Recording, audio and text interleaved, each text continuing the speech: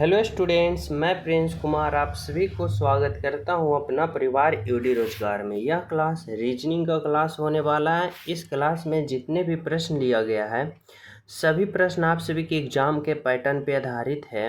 यानी वर्तमान समय में आपका एग्जामिनर जो पैटर्न फॉलो करके आपका प्रश्न पत्र तैयार कर रहा है वही पैटर्न पे आधारित सभी प्रश्न देखने को मिलेगा और हर एक प्रश्न आप सभी के साथ सॉल्यूशन कराया जाएगा। आप लोग भी सभी प्रश्नों को हल करते चलना, राइट आंसर कमेंट में करते चलना और मैं हर एक प्रश्न का सॉल्यूशन 5 to 7 सेकेंड में आप सभी को करने का तरीका बताऊंगा, जिससे आप सभी को क्या होगा कि अगर आप सभी का ये कॉन्फिडेंस आपके अंदर जग जाएगा कि अगर आप लोग हर एक प्रश्नों को 5 to 7 सेकेंड में सॉल्यूशन करना शुरू कर दोगे तो आप लोग किसी भी विभाग का पेपर दोगे वहाँ से फुल बाय फुल मार्क्स प्राप्त करोगे।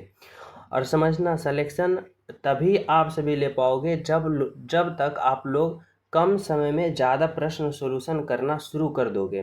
तो आप लोग को यह कॉन्फिडेंस तब आएगा कम समय में ज़्यादा प्रश्न सॉल्यूशन करने का कि जब आप लोग ज़्यादा प्रश्नों पे प्रैक्टिस करोगे और वैसे प्रश्न पे जो वर्तमान समय में लेटेस्ट पैटर्न पे आधारित हो, यानी जो आपका एग्जामिनर फॉलो कर रहा है। ठीक है, तो चलो शुरू करते हैं। पहला प्रश्न देखो क्या कर रहा है आप सभी से।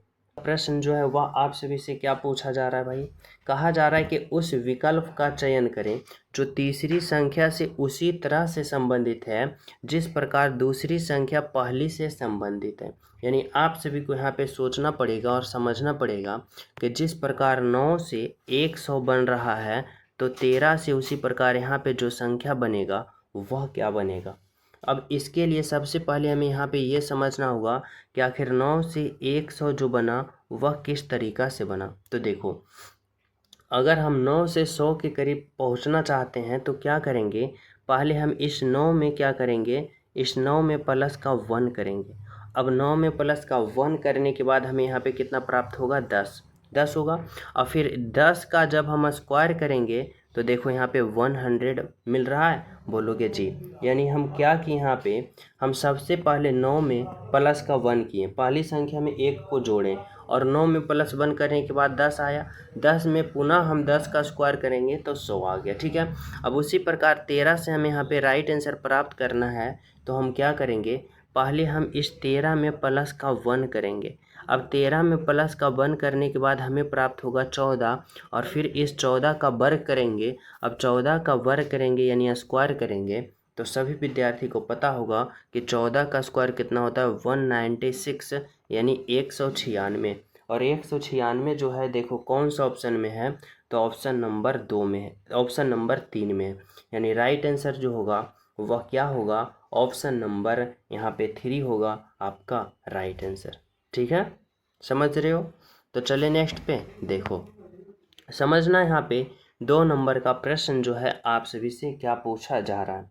यहाँ पे आप सभी से पूछा जा रहा है कि सही संबंध बताएं, सही संबंध बताएं। यानी आप सभी को यहाँ पे इस बार जो संबंध बताना है ना, देखो अल्फा वर्ड का संबंध और संख्या का संबंध। यानी अल्फा वर्ड से आप सभी को पता करना है संख्या, उसी प्रकार यहाँ पे अल्फा वर्ड है, इस अल्फा वर्ड से पता करना है यहाँ पे संख्या का। अब हमें सबसे पहले ये सोचना होगा कि इस पहले वाले भाग में यानी C/F से जिस प्रकार 6/3 हुआ है तो उसी प्रकार इतना से यहाँ पे क्या होगा। ठीक है, तो देखो अगर हम इतना से इतना बनाने की कोशिश करते हैं तो देखो यहाँ पे क्या लिखा है, कुछ इस तरह से समझना। यहाँ पे C है, अब बटा का F लिखा है। ठीक है, अब उसी प्रकार यहाँ पे 6 है और यहाँ पे बटा में 3 लिखा। अब देखो इसका रिलेशन क्या बना रहा है, किस तरह से बना रहा है, कुछ इस तरह से समझो। अगर हम F का अल्फ़ाबेट पोजीशन की बात करें तो 6 होता है और C का अल्फ़ाबेट पोजीशन की बात करें तो 3 होता है। अब देखो इसमें लॉजिक क्या लगा रखा है समझना। यहाँ पे जो देखो नीचे में जो 6 है ना, F है, उसका अल्फ़ाबेट पोजीशन कहाँ लिखा, तो कुछ ऊपर का लिखा इस तरह से 6। ठीक है, और देखो ऊपर में जो C है इसका अल्फ़ाबेट पोजीशन की बात करें तो उसका अल्फ़ाबेट पोजीशन नीचे लिखा यानी 3 नीचे लिखा। तो इस तरह से लिख रहा है कि यहाँ पे जो है ना उसका अल्फ़ाबेट पोजीशन उलट पुलट के लिख रहा है। अब उसी प्रकार यहाँ पे हम लॉजिक लगाएंगे, यहाँ पे क्या है L/O। ठीक है, अब देखो L का वास्तविक अल्फ़ाबेट पोजीशन 12 होता है और O का कितना होता है, 15 होता है। लेकिन हम यहाँ पे जो लिखेंगे ना तो यहाँ पे 12/15 अगर हम लिखेंगे तो यह गलत हो जाएगा, क्योंकि यहाँ पे देखो नीचे वाला ऊपर में लिखा और ऊपर वाला नीचे में। तो नीचे वाला क्या है, 15 है, तो यहाँ पे हम ऊपर में 15 लिखेंगे। अब यहाँ पे ऊपर में जो 12 है उसको हम कहाँ लिखेंगे, तो नीचे में उसको हम 12 लिखेंगे। यानी 15/12 कौन सा ऑप्शन में दिख रहा है, तो देखो 15/12 ऑप्शन नंबर 3 में दिख रहा है, आपका राइट आंसर होगा। ठीक है, तो यहाँ पे अल्फ़ावर्ड से और संख्या से दोनों का संबंध बताना था, तो पहले हम अल्फ़ावर्ड से अल्फ़ावर्ड पोजीशन लिख लिए, उसके बाद रिलेशन बना दिए, हमारा राइट आंसर आ गया ऑप्शन नंबर 3, जो कि क्या है, तो आपके लिए बिल्कुल सही है। ठीक है, तो चलिए नेक्स्ट प्रश्न पे समझना है। यहाँ पे क्या कह रहा है, तो 3 नंबर का प्रश्न। 3 नंबर का प्रश्न में आप सभी को यहाँ पे दिया गया है, चूहा है, मेढक है और सांप है। अब आप लोग को बताना होगा, यहाँ पे 4 आरेख दे रखा है, 4 आरेख दे रखा है। अब इन चारों आरेखों में से इस तरह से इसको चयन करना है कि इन तीनों का एक साथ सही संबंध बता सके, वैसे आरेख को पता करना है। तो हम किस तरह से सोचेंगे, देखो कुछ इस तरह से समझेंगे। यहाँ पे चूहा है, चूहा के लिए हम एक गोला बनाते हैं, मेढक है, मेढक के लिए भी एक गोला बनाते हैं, और सांप है तो सांप के लिए भी हम एक गोला बनाते हैं। अब देखो मेढक, चूहा और सांप तीनों का क्या है, अलग अलग है, यानी तीनों को आपस में कोई रिलेशन नहीं है। यानी यहाँ पे देखो चूहा वाला भी अलग गोला होगा, मेढक वाला और सांप वाला, तीनों का तीनों अलग अलग गोला होगा। अब अलग अलग गोला वाला कौन सा ऑप्शन है, तो देखो ऑप्शन नंबर 3 है। यानी आपका राइट आंसर जो यहाँ से निकल के आया वह ऑप्शन नंबर 3 निकल के आया, जो कि आपका बिल्कुल राइट आंसर है और बिल्कुल सही है, ऑप्शन नंबर 3। ठीक है, समझ पा रहे हो। तो चले नेक्स्ट पे समझना है। यहाँ से 4 नंबर का प्रश्न जो दे रखा है आप सभी से, क्या कहा जा रहा है, कह रहा है दी गई श्रृंखला को पूर्ण करें।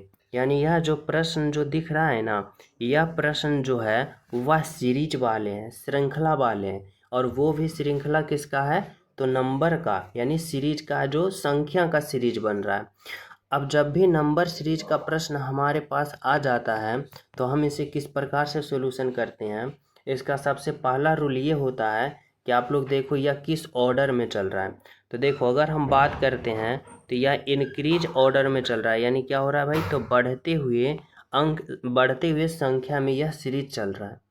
और जब बढ़ते हुए सीरीज चलेगा तो हमें यहाँ पे किस तरह से समझना होगा, तो कुछ इस तरह से समझना होता है कि यहाँ पे देखो 7 से कहाँ पे जा रहा है भाई, तो 12 पे, यानी 7 से 12 पे जा रहा है, तो यहाँ पे क्या हो रहा है, तो प्लस का 5 हो रहा है, यानी 7 से 12 पे गया प्लस का 5 हुआ। 12 से देखो 22 पे गया, क्या हुआ भाई, तो प्लस का 10 हुआ। 12 से 22 पे गया प्लस का 10। अब देखो 22 से कहाँ पे गया, 42 पे, तो क्या हुआ, प्लस का यहाँ पे 20 हुआ, प्लस का 20 हुआ ना। अब उसी प्रकार से यहाँ पे समझना होगा कि 42 से 82 पे गया तो प्लस का यहाँ पे क्या हुआ, तो प्लस का 40 हुआ। ठीक है, अब यहाँ पे आप लोग को समझना होगा कि जब हम राइट आंसर पता करेंगे तो हमें यहाँ पे क्या भरना पड़ेगा।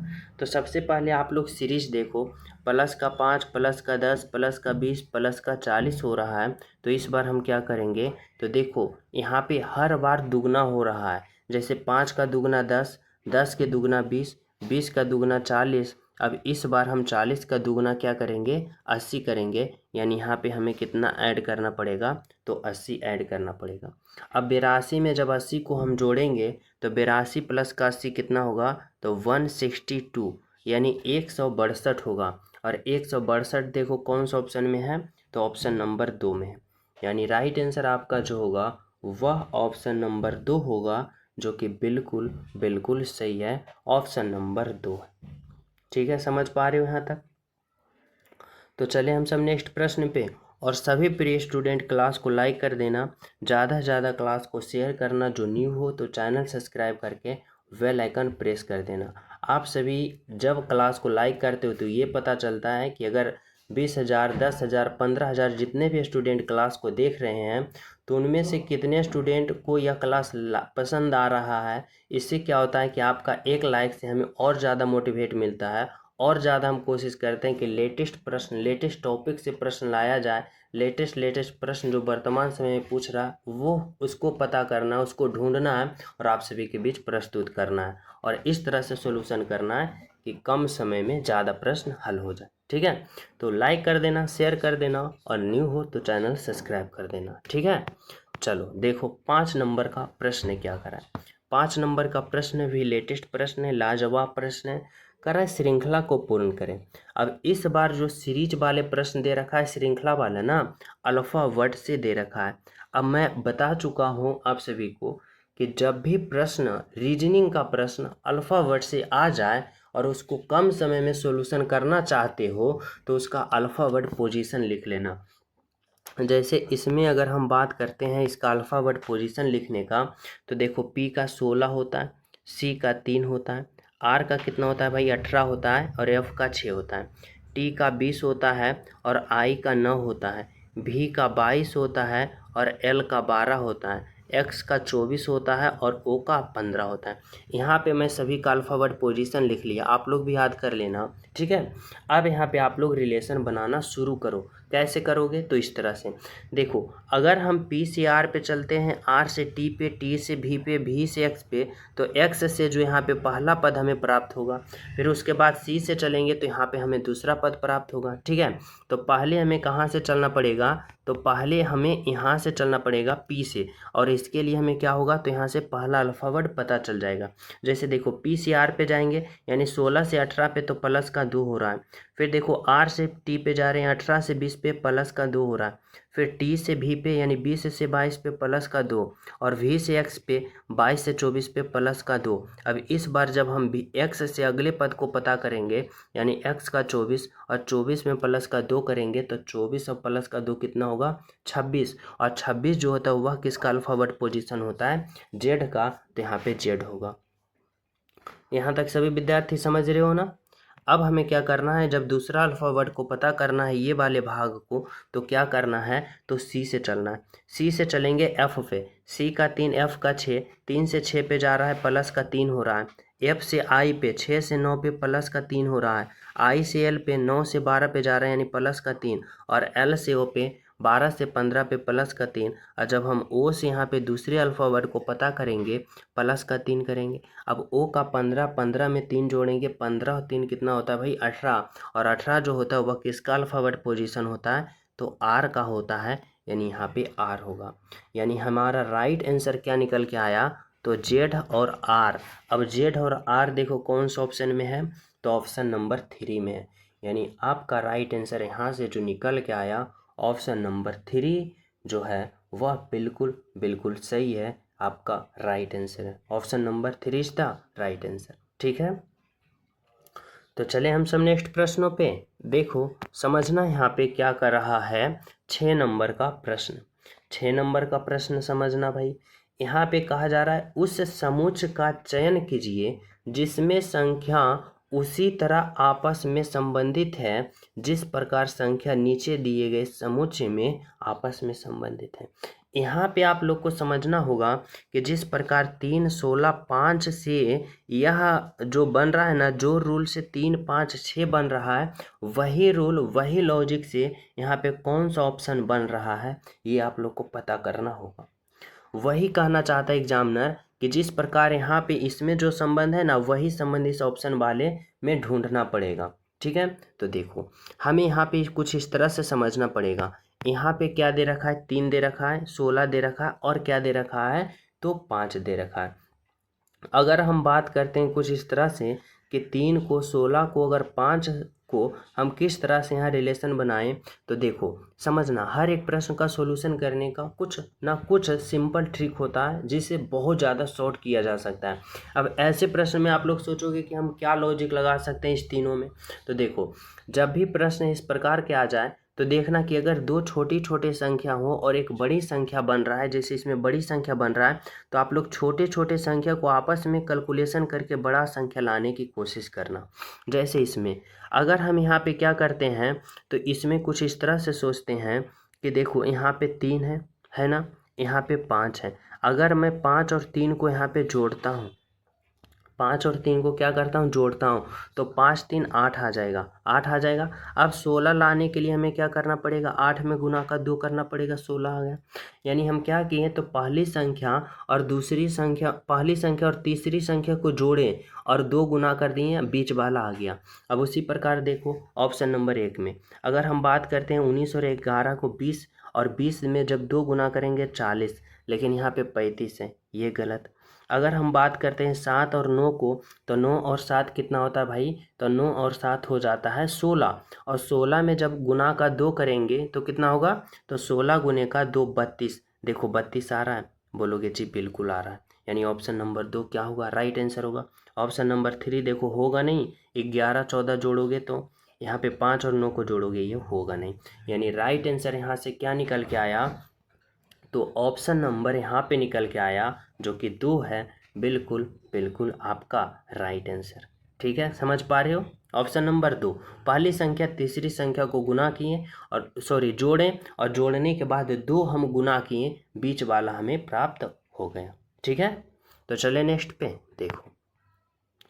7 नंबर का प्रश्न समझना क्या कर रहा है, दर्भ है, दूध है, नदी जल है। अब आप लोग को वो ऑप्शन चयन करना है जो इन तीनों का एक साथ सही संबंध बता सके। कैसे पता करो, तो देखो समझना हमारी बातों को।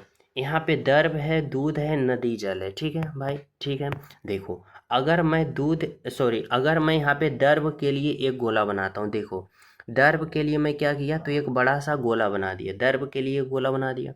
अब देखो जितने भी प्रकार का दूध होता है वह क्या होता है, तो दर्भ होता है, यानी दर्भ के अंदर कौन आ जाएगा भाई, दूध आ जाएगा। नदी जल की बात करें तो जितने भी नदी का जल होता है सभी क्या होता है, दर्भ होता है, यानी दर्भ के अंदर आ जाएगा। लेकिन देखो दूध और नदी जल में कोई रिलेशन नहीं है, तो दूध और नदी जल दोनों का दोनों क्या होगा, अलग अलग होगा, लेकिन इस दर्भ के अंदर होगा। अब ऐसा आकृति देखो कौन सा ऑप्शन में है, तो ऐसा आरेख देखो ऑप्शन नंबर 1 में है, यानी राइट आंसर आपका जो होगा वह ऑप्शन नंबर 1 होगा, बिल्कुल सही आंसर ऑप्शन नंबर 1। ठीक है, तो चले नेक्स्ट पे समझना यहाँ पे क्या कर रहा है। 8 नंबर का प्रश्न आप सभी से, 8 नंबर का प्रश्न यहाँ पे पूछा जा रहा है कि दिए गए विकल्पों में से वह शब्द चुनिए जो दिए गए शब्द के अक्षरों का प्रयोग करके नहीं बनाया जा सकता है। यानी बताना होगा कि इतना का प्रयोग करके कौन सा ऑप्शन जो है वह नहीं बनाया जा सकता है। तो कैसे पता करोगे, तो देखो कुछ इस तरह से समझना, हमें यहाँ पे सभी ऑप्शन देखना पड़ेगा। चलो ऑप्शन नंबर 1 को देखते हैं, हमें कहा जा रहा है जो नहीं बनेगा वो ऑप्शन हमारा राइट आंसर होगा। तो देखते हैं ऑप्शन 1 को, क्या करा है, SOURCE। देखो SOURCE यानी क्या हो रहा है, तो ऑप्शन नंबर 1 बन रहा है, ऑप्शन नंबर 1 बन रहा है। ऑप्शन नंबर 2 देखो RISE, RI, इसमें देखो आई कहीं भी ओवरऑल आई का प्रयोग कहीं भी नहीं किया गया है, और यहाँ पे आई है, इसलिए ऑप्शन नंबर 2 नहीं बनेगा, और 2 जो नहीं बनेगा वही हमारा राइट आंसर होगा, यानी ऑप्शन नंबर 2 ही हमारा राइट आंसर होगा। ऑप्शन नंबर 3 देखो बनेगा, ऑप्शन नंबर 4 बनेगा, लेकिन ऑप्शन 2 नहीं बनेगा क्योंकि इसमें आई का प्रयोग नहीं किया गया। समझ रहे हो, ऑप्शन नंबर 2। तो चले नेक्स्ट पे देखो, समझना यहाँ पे 9 नंबर का प्रश्न जो है क्या कहना चाहता है। 9 नंबर का प्रश्न में आप सभी से पूछा जा रहा है कि निम्नलिखित में से कौन सा विकल्प दिए गए शब्दों का तार्किक अनुक्रम होगा। तार्किक अनुक्रम होगा का मतलब ये होता है ना कि आप लोग को उस तरह से यहाँ पे एक कर्म के अनुसार चलना है जो कि सबसे पहले कौन होता है, उसके बाद फाइनल अंत में कौन होता है, इस तरह से एक तार्किक पूर्ण और सही कर्म में होता है। ठीक है, तो इस तरह से आप लोग को चलना पड़ेगा। जैसे कि देखो इसमें अगर इसमें हम सबसे पहले की बात करें तो क्या होगा, तो सबसे पहले क्या होता है, तो सबसे पहले होता है बाल बाड़ी। बाल बाड़ी उसे कहा जाता है जहाँ छोटे छोटे बच्चे को ज्ञान प्राप्ति होता है, जैसे हम कहते हैं इस बोलचाली भाषा में आंगनबाड़ी, उसी को क्या कहा जाता है, बाल बाड़ी। यानी सबसे पहले क्या होगा, तो 2 नंबर। ठीक है, जब बाल बाड़ी से वह बच्चा पास कर जाएगा तो वह कौन सा स्कूल में जाएगा, तो वह प्राथमिक में जाएगा, यानी प्राथमिक स्कूल में उसका एडमिशन होगा। ठीक है, अब जब वह प्राथमिक से वह पास कर जाएगा तो वह कहाँ जाएगा, तो वह माध्यमिक में जाएगा, यानी 4 नंबर, यानी माध्यमिक में जाएगा। और जब माध्यमिक स्कूल से वह पास कर जाएगा तो वह उच्चतम माध्यमिक में जाएगा, यानी 5 में जाएगा। ठीक है। अब जब उच्चतम माध्यमिक से वह भी पास आउट हो जाएगा तो वह विश्वविद्यालय में, यानी 3 नंबर में, यानी विश्वविद्यालय में उसका एडमिशन होगा। यानी कहाँ से चले हो, तो पहले बालवाड़ी होगा, फिर प्राथमिक में जाएगा, फिर माध्यमिक में जाएगा, फिर उच्च माध्यमिक में जाएगा और फिर विश्वविद्यालय में जाएगा। यानी कौन सा ऑप्शन ऐसा रूल फॉलो कर रहा है, 21453, 21453, देखो ऑप्शन नंबर 2 है, जो कि क्या है, तो आपका राइट आंसर है। ऑप्शन नंबर 2 इसका राइट आंसर। ठीक है। तो चले नेक्स्ट प्रश्न पे। तो देखो यहाँ पे समझना, 10 नंबर का प्रश्न जो है वह क्या कर रहा है। 10 नंबर का प्रश्न जो है यहाँ पे आपसे भी से पूछा जा रहा है कि विषम शब्द की पहचान करें। विषम शब्द की पहचान करने का मतलब होता है, यहाँ पे बताना होगा कि यहाँ पे 4 ऑप्शन दे रखा है, जैसे द्रव्यमान तराजू, तापमान थर्मामीटर, स्केल लंबाई और दाब बैरोमीटर। अब बताना होगा इन चारों ऑप्शन में यहाँ पे कौन सा ऑप्शन, 3 ऑप्शन एक ऐसा है जो कि समान है, लेकिन एक ऑप्शन जो ऐसा है वह सबसे अलग है, विषम है, और वही राइट आंसर होगा। तो सबसे पहले जो यहाँ पे आप लोग 3 ऑप्शन समान है ना, उसको चयन करो। तो देखो अगर हम बात इस तरह से कुछ करते हैं, समझना कि द्रव्यमान, अगर हम बात करते हैं द्रव्यमान, अब द्रव्यमान जो है वह किस चीज़ से मापा जाता है भाई, तो वह तराजू से मापा जाता है, यानी तराजू से मापा जाता है। तापमान की बात करें तो तापमान किस चीज़ से मापा जाता है, तो थर्मामीटर से मापा जाता है, सभी को पता है। दाब की बात करें तो दाब किस से मापा जाता है भाई, तो बैरोमीटर से मापा जाता है। यानी इस तरह से समझना कि ऑप्शन नंबर 1, ऑप्शन नंबर 2 और ऑप्शन नंबर 4 जो है एक समान है। कैसे, तो कुछ इस तरह से समान है कि पहले संख्या क्या दे रखा है, द्रव्यमान, और दूसरे में जो मापा जाता है ना उसको दिया गया है। यानी देखो द्रव्यमान तराजू से मापा जाता है, तापमान थर्मामीटर से मापा जाता है, दाब जो है बैरोमीटर से मापा जाता है। लेकिन यहाँ पे दे रखा है स्केल जो है वह स्केल लंबाई से मापा जाता है। नहीं, बल्कि यहाँ पे क्या होना चाहिए, यहाँ पे ये होना चाहिए कि यहाँ पे पहले लंबाई होना चाहिए और यहाँ पे स्केल होना चाहिए। अब देखो लंबाई, यहाँ पे क्या होना चाहिए, तो यहाँ पे स्केल होना चाहिए। अब देखो लंबाई जो है वह किस से मापा जाएगा, तो यहाँ पे स्केल से मापा जाएगा। इस तरह से होना चाहिए, इस तरह से होना चाहिए ना। लेकिन यहाँ पे दे रखा है पहले ही स्केल दे रखा है उसके बाद लंबाई दे रखा है। नहीं, पहले लंबाई होना चाहिए, लंबाई जो मापा जाता है स्केल से मापा जाता है। इसलिए सबसे अलग ऑप्शन कौन होगा, तो सबसे अलग ऑप्शन यहाँ पे ऑप्शन नंबर 3 होगा, जो कि क्या है, तो आपका राइट आंसर है, बिल्कुल सही। ठीक है, ऑप्शन नंबर 3 इज द बिल्कुल राइट आंसर। तो चले नेक्स्ट पे। देखो समझना यहाँ पे 11 नंबर का प्रश्न क्या कर रहा है। 11 नंबर का जो प्रश्न है वह कथन निष्कर्ष वाले प्रश्न है, और यहाँ पे आप लोग को समझना होगा कुछ इस तरह से। कैसे करा है, तो कथन देखो, कथन नंबर 1 करा है, सभी सेब संतरे, यानी यहाँ पे जितने भी सेब है ना, यह सभी सेब क्या है भाई, तो यह सभी सेब है जो वह संतरे हैं, यानी यहाँ पे जितने भी सेब है वह संतरे हैं। ठीक है, मैं मान लिया। आगे का रहा है कथन 2 में कि कुछ संतरे पपीते हैं, यानी संतरे का जो है ना वह कुछ भाग पपीते हैं, और पपीता को मैं पी से संबोधित करता हूँ पपाया, मिस पपीता, समझ आओगे, बिल्कुल। अब आप लोग आ जाओ कहाँ पे, तो अब आप लोग आ जाओ निष्कर्ष पे। निष्कर्ष नंबर 1 समझो।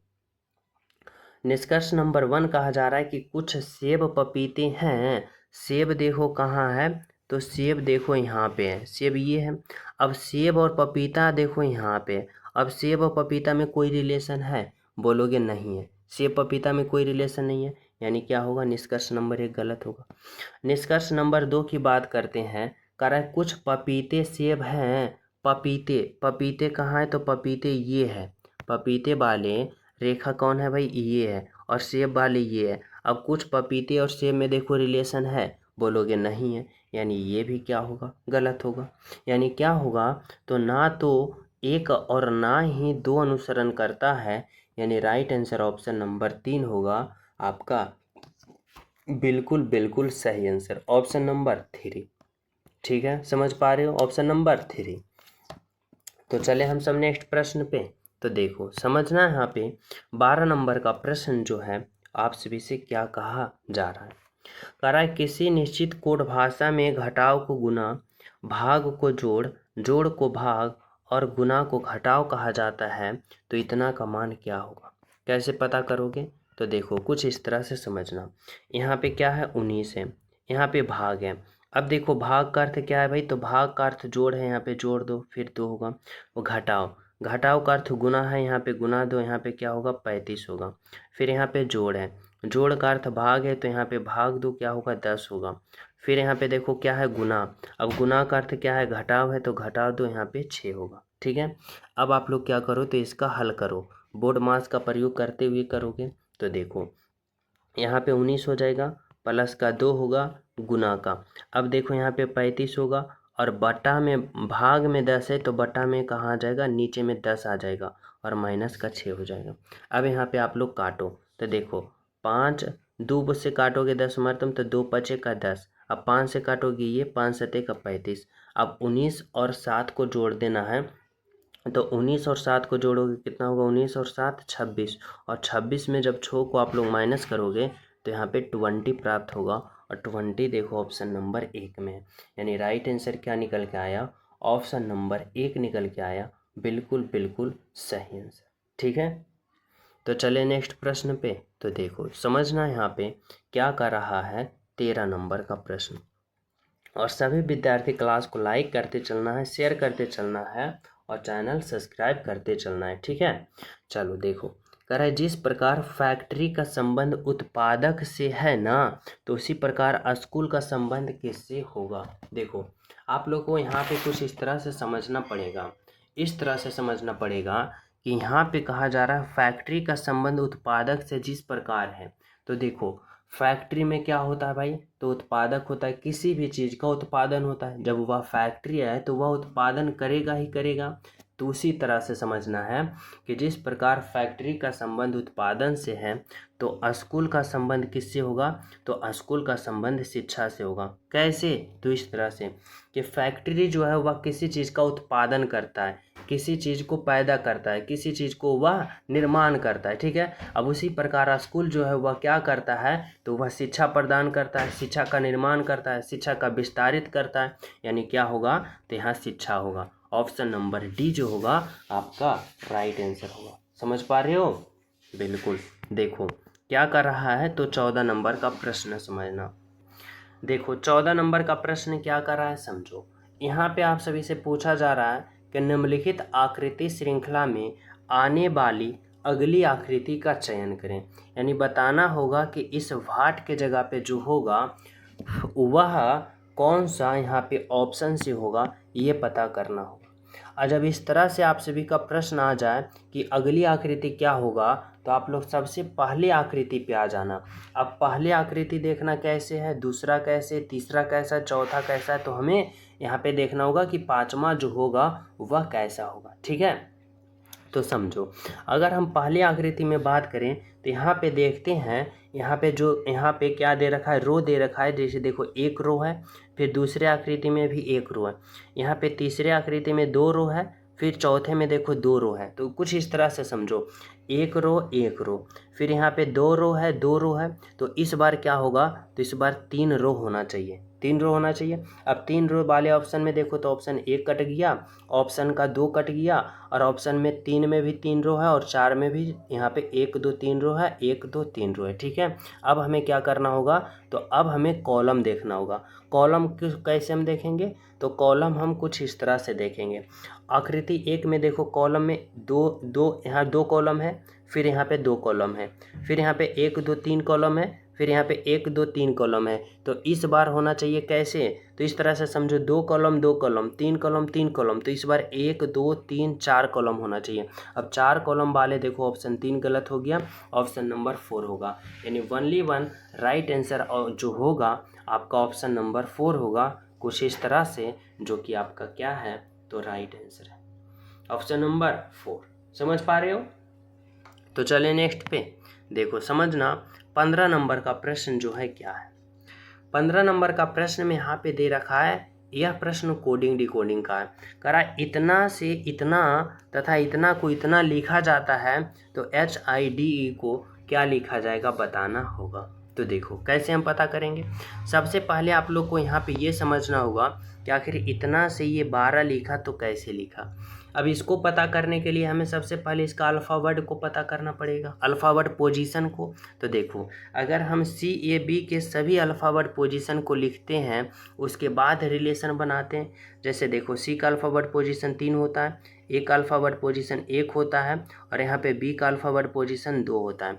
अब यहाँ पे आप लोग रिलेशन बनाओ इस तरह से कि 3, 1 और 2 से हम किस प्रकार यहाँ पे कैलकुलेशन करें कि हमें 12 प्राप्त हो जाए।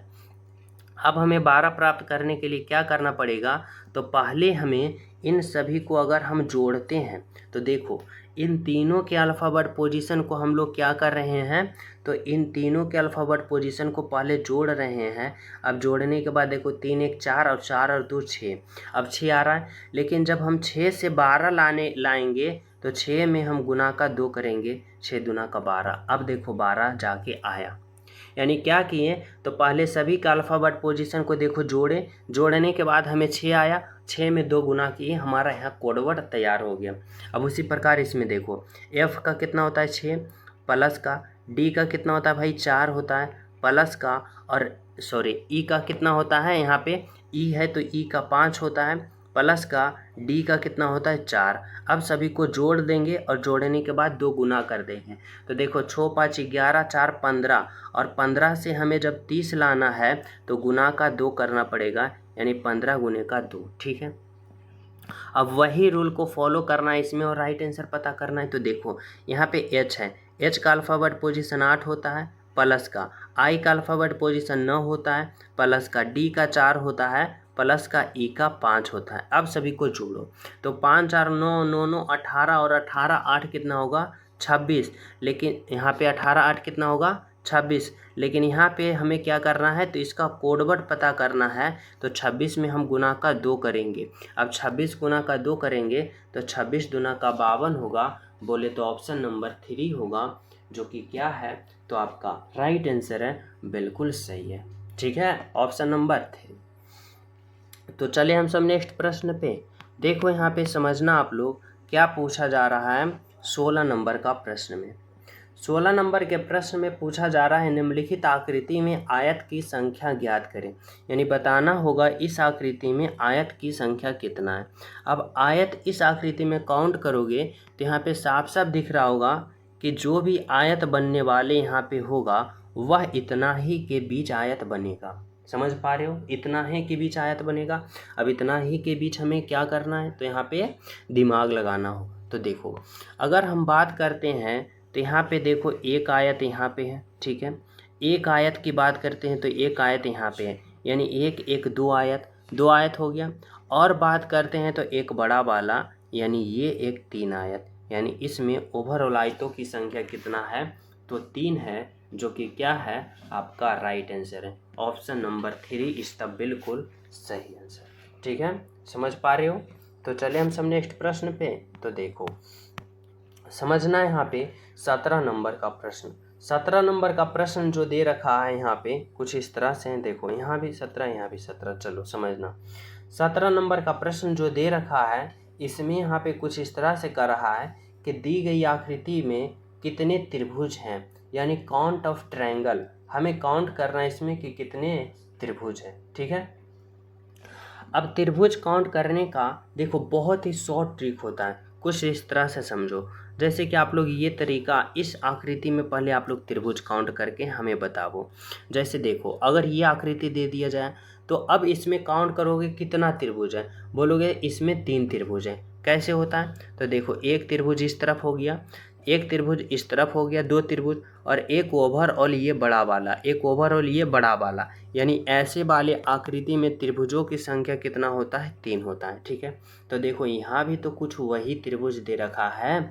जैसे देखो यहाँ पे ऐसे की बात करें, यहाँ पे देखो सेम टू सेम है, यानी क्या हुआ फिर तो यहाँ पे समझना, तो 3 त्रिभुज देखो इस वाले में कितना हुआ, इस वाले में 3 त्रिभुज, फिर देखो इस वाले में भी 3 त्रिभुज, और यहाँ पे फिर देखो इस वाले में भी 3 त्रिभुज हुआ। ठीक है, यानी कुछ इस तरह से समझो, कुछ इस तरह से समझना पड़ेगा कि देखो इस वाले में भी 3 त्रिभुज, इस वाले में भी 3 त्रिभुज, और इस वाले में भी 3 त्रिभुज हुआ।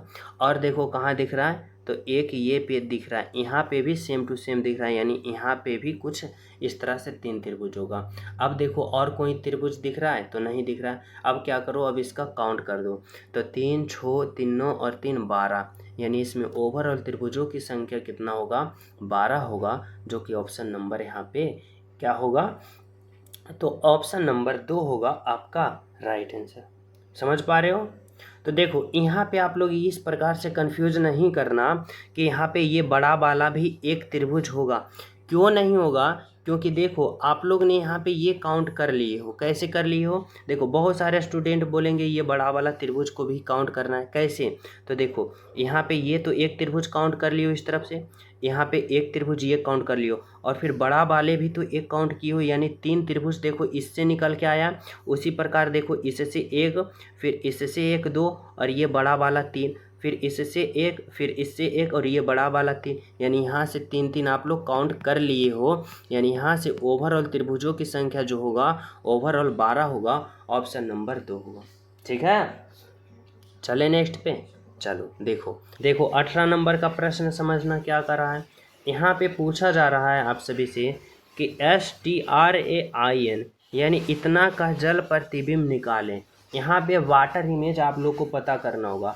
वाटर इमेज में क्या होता है ना कि जस्ट उलट जाता है, यानी नीचे से ऊपर चला जाता है। देखो यहाँ पे कंफ्यूज मत होना, मिरर इमेज में दाएं से बाएं जाता है, यानी लेफ्ट से राइट और राइट से लेफ्ट जाता है। लेकिन वाटर इमेज में क्या होता है, नीचे से ऊपर और ऊपर से नीचे आ जाता है। तो देखो कुछ इस तरह से समझना, अगर जल प्रतिबिंब आप सभी से पूछे तो क्या होता है, तो जस्ट नीचे से ऊपर चला जाएगा। यानी कुछ इस तरह से समझना कि यहाँ पे क्या है, यहाँ पे इस तरह से समझना कि यहाँ पे एस जो इस तरह से लिखा है ना, यह उलट के कुछ इस तरह से लिखा जाएगा।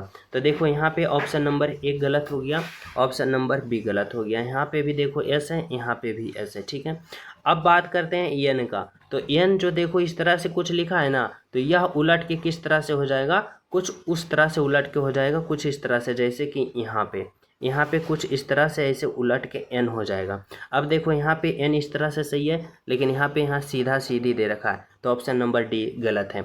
यानी only one option number C जो होगा आपका राइट आंसर होगा।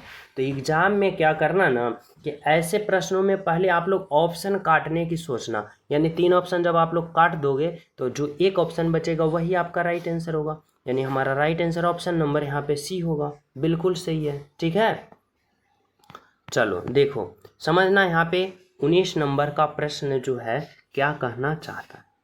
कहना चाह रहा है कि रिक्त स्थान को भरें। यहाँ पे आप लोग को बताना होगा कि क्या होगा। अब इस वाट के जगह भरने के लिए सबसे पहले आप लोग को ये सोचना होगा कि जिस प्रकार यहाँ पे 85 आया, जिस प्रकार यहाँ पे 52 आया, तो उसी प्रकार यहाँ पे भी हमारा राइट आंसर आना चाहिए, यहाँ पे भी हमारा राइट आंसर आना चाहिए। अब हमें सोचना होगा कि यहाँ पे 52 आया तो आया कैसे। अब इस 52 को पता करने के लिए हमें यहाँ पे ये रिलेशन बनाना होगा कि 21 और 31 को आपस में किस तरह सोचें कि हमें 52 आ जाए। तो देखो अगर हम 21 और 31 को क्या करते हैं, जोड़ देते हैं, तो देखो 1 1 2 और 3 और 1 3 और 2 5, 52 आ गया। उसी प्रकार 85 लाना है तो 39 और 46 को जोड़ो, 9 6 15 के 5 बाकी 1 4 3 7 और 1 8, यानी यहाँ पे भी हम जोड़े। अब उसी प्रकार क्या करना है, जब हमें राइट आंसर पता करना है तो इन दोनों को भी जोड़ना है।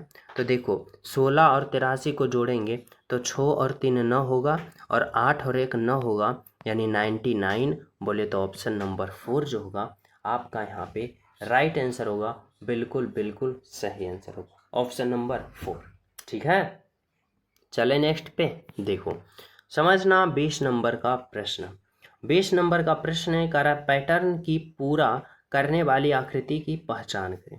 यानी इस वाट के जगह पे आप लोग को बताना होगा कि कौन सा ऑप्शन को उठा के हम इस आकृति में इस वाट की जगह रखें ताकि यह आकृति पूर्ण रूप से फिलअप हो जाए, पूर्ण रूप से बन जाए।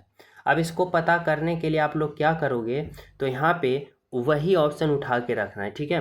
और यह प्रश्न मैं आप सभी को होमवर्क के रूप में देना चाहता हूँ। सभी प्रिय स्टूडेंट इस प्रश्न का राइट आंसर कमेंट में ज़रूर बताना कि सर जी 20 नंबर का प्रश्न का राइट आंसर ऑप्शन नंबर ये है, ठीक है। और क्लास को सभी स्टूडेंट लाइक कर देना, शेयर कर देना। जो न्यू हो तो चैनल सब्सक्राइब कर देना। आप सभी के एक लाइक एक शेयर से हमें बहुत ज़्यादा मोटिवेट मिलता है, ताकि और ज़्यादा आप सभी के बीच ऐसे प्रश्न का संग्रह करके लाया जा सके, ठीक है। तो शेयर करना, लाइक करना, कमेंट प्यारा सा जरूर करना इस क्लास के बारे में कैसा लगा। मिलते हैं अगले क्लास में, जब तक सभी को हमारे तरफ से जय हिंद।